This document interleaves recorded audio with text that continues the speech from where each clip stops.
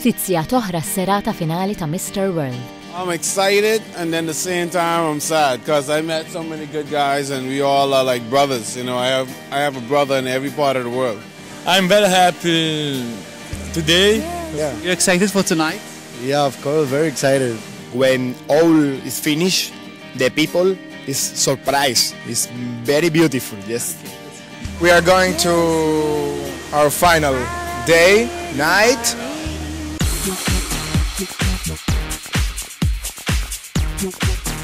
Miss World 2004 taħseb li l-iktar ħaġa importanti f'ġuvni u mhux kif tidher imma l-personalità tiegħu.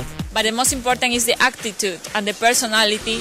Mr. India preparat, jekk jirbaħ għandu l-speech list u biex ma jinsieħx żammu miktub fil-mobile.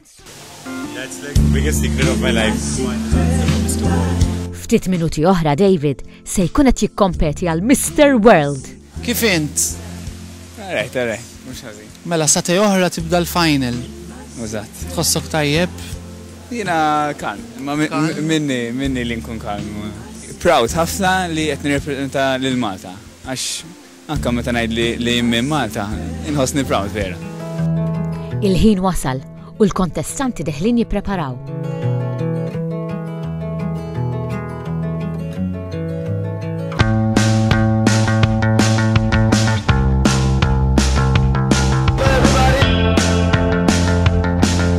Hawnhekk backstage. I just finished with Pamela. No. David u l-kontestanti l-oħra jipprovaw iż-żifna tax-show. 56 pajjiżi kompetu l dan it-titlu prestiġjuż fosthom Malta permezz tal-mudell David Camenzuli. This is Mr. World 2007.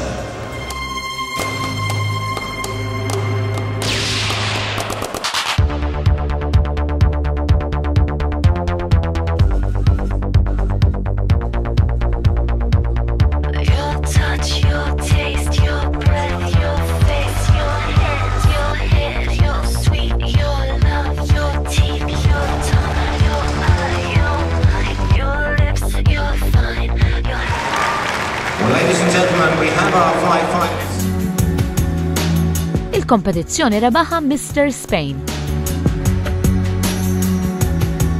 X'taħsbu? Taqblu jew?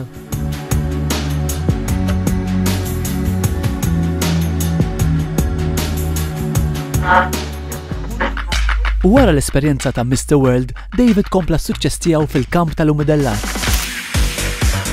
Nistgħu ngħidu li kien l-ewwel mudell Malti li ħasem fil-Milan Fashion Week f'shows ta' kalibru bħal Antonio Fusco, D-Squared u Calvin Klein. David kien magħżul ukoll biex jieħu sehem photoshoot ta' Men's Vogue. Għal photoshoots ta' kampanji u magazines bħal Daniele Alessandrini, Men's Health u L'Oreal żar diversi gżejjer fosthom Maldives, Milan, Pariġi, Londra u l-Kenja. Bħalissa David qed jgħix Londra u jinsab għaddej biktar xogħol fil-qasam tal-moda. Minn hawnhekk nawgurawlu.